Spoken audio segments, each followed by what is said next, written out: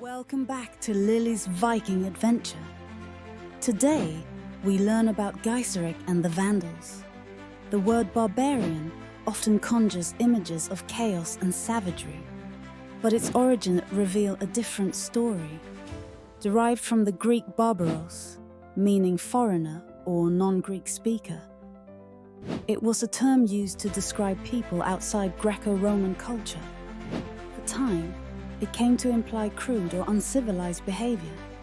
Yet many so-called barbarians were skilled leaders and tacticians who shaped history. One such figure was Gaiseric, the king of the Vandals. Early life and rise to power, Gaiseric, born around 389 CE, rose to prominence during a time of upheaval in the crumbling Western Roman Empire.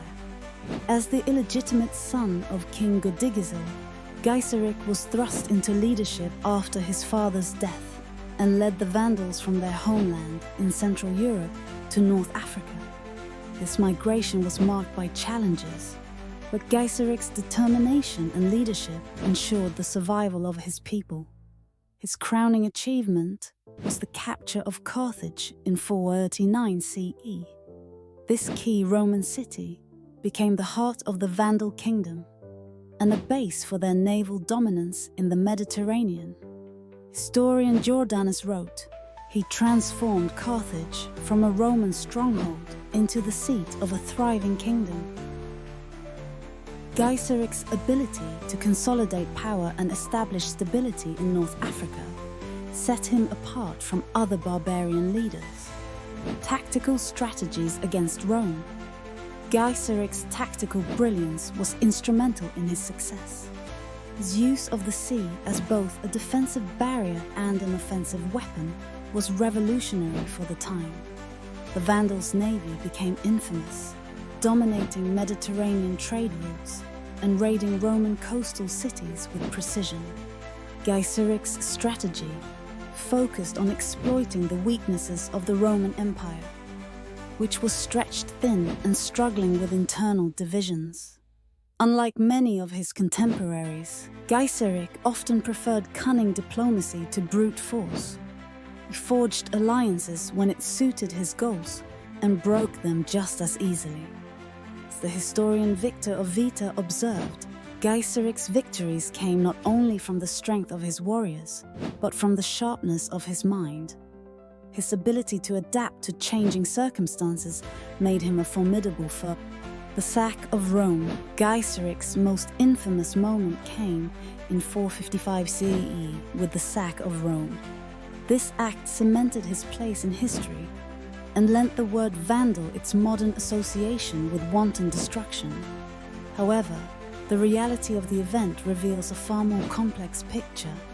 Rome was already weakened by internal strife, political instability, and relentless attacks from other barbarian groups. When Emperor Valentinian III was assassinated in 455, Rome descended into chaos. Gaiseric seized the opportunity, sailing his formidable fleet to the Eternal City. His justification was political. Valentinian's successor, Petronius Maximus, had broken a marriage alliance between Gaiseric's son and the late emperor's daughter. Gaiseric declared this an affront to the Vandals and a betrayal of their treaty. Despite the foreboding arrival of the Vandal fleet, Gaiseric's approach to the sack was calculated rather than purely destructive. According to the historian Procopius, he negotiated with Pope Leo before entering the city, promising to spare the lives of its citizens and its major religious structures. Unlike the Visigoths under Alaric, who stormed the city in 410 CE, Gaiseric's Vandals entered without a prolonged siege, facing little organized resistance. For a 2-week period, the Vandals meticulously looted Rome. They stripped the city of its wealth, targeting treasures from the imperial palace, public buildings, and religious institutions.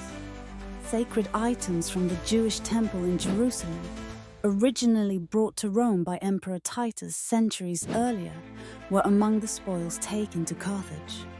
However, accounts differ on the extent of the damage. Some contemporary Roman sources portray the Vandals as ruthless plunderers, while others suggest a more restrained approach.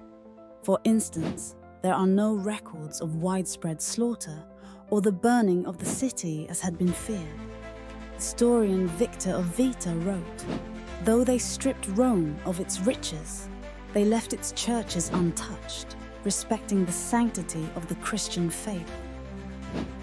The sack of Rome was less about random destruction and more about consolidating power and projecting dominance. By stripping the heart of the Western Roman Empire of its wealth and symbols of authority, he undermined its prestige and further demonstrated the Vandals' naval supremacy. The wealth taken from Rome solidified Carthage as the economic and political hub of Gaisieric's Vandal Kingdom. This event profoundly impacted the Roman psyche.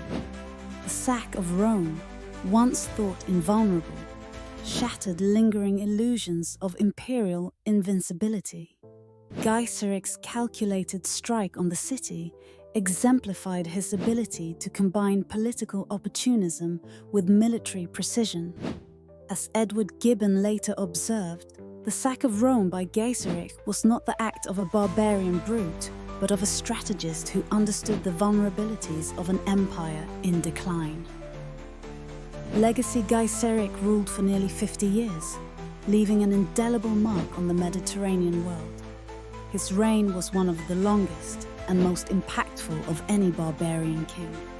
While Roman sources often painted him as a villain, his achievements reveal a leader of extraordinary vision and capability.